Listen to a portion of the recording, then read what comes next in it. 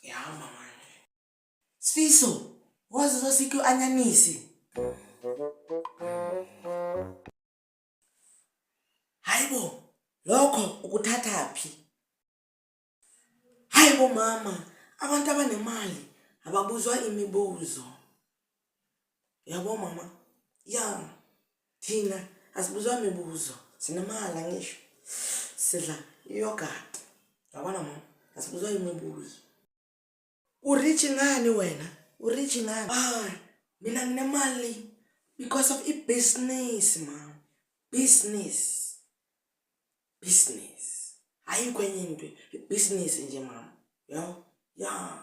Nginemali manje. Angifuni umuntu ozongicela kuhle. Cela 200, cela 1. Hayi. Eyiphi business? Mama, angeke ngikutshela ukuthi business eyani. Secret business. No one needs to know it. Ngesilungu mzali. Yabo mama?